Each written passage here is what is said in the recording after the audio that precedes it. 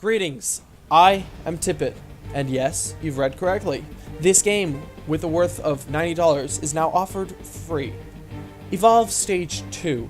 The idea of the game, although it isn't beta, I shall still consider it a full-size game, considering I feel it's very polished and very clean. The idea of the game is 4 players fight 1 player. The 1 player chooses from a selection of different monsters, with different abilities, with different skill sets, and focuses himself on how he shall upgrade that character. His goal is to run around the map and to eat wildlife, get some buffs from certain of the more tough wildlife, and to try to survive as long as possible till he can evolve. When he evolves, he can reach stage 2, and then he does the same process after having been able to upgrade his health and different abilities. Then he's able to evolve to reach stage 3. At stage 3, he's then able to attack a central location that the hunters have to defend at that point.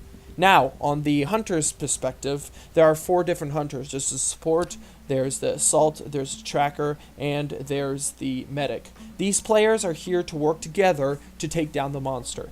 Each player has a selection of different characters he can take from every single category. Therefore, for instance, in the tracker, you can select multiple different characters. My personal favorite is Jack, because that guy, every player has its own personality and says certain catch lines and stuff. That's my favorite character. I think he sounds very funny. But every single character has different qualities, different traits. And if you select the right one, well, not the right one, but if you work well with your teammates accordingly, you are able to focus on attacking the monster and taking down the buffs, and tracking the enemy. Now, each different soldier has a specific quality. So the assault has the heavy damage. He just is there to do his heavy low damage on 1 and 2, and his 3 and 4 are different attacks and such. Then we have the medic, which is obviously there to keep his teammates alive. Teammates can die, but they can be then revived off the ground if you have a medic, which is there to take him up, or other players there to take him up.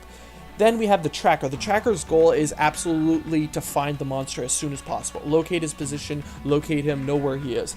The team's goal is to kill the monster as soon as possible, but especially before he evolves. Therefore, the longer the monster is alive, the more chance the monster has of winning, because he has more chance of eating and more chance of growing. Now, the support is a booby trapper, if you could say.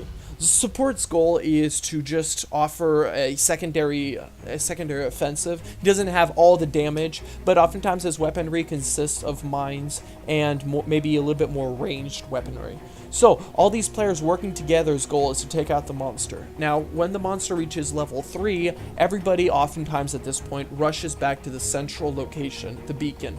The more hunters are in the vicinity, the more armor the beacon has.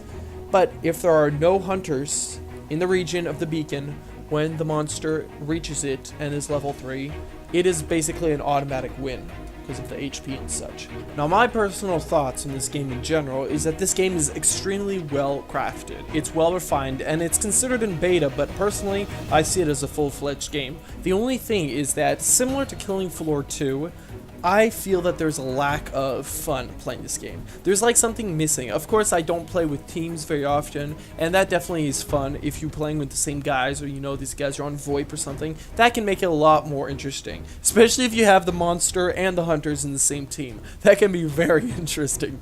But personally, I don't enjoy this game as much as other people that would play it in a group. Another problem also is that the player base is very small, but this game is still considered in beta. So I think it still has a lot of potential. Guys, if this is interesting to you, please consider it, because it's a very good game. It's a very, very well polished game and an interesting style, very innovative. So check that in the link in the bottom. If you've gotten this far, that means you must like this content. Consider subscribing. Peace out.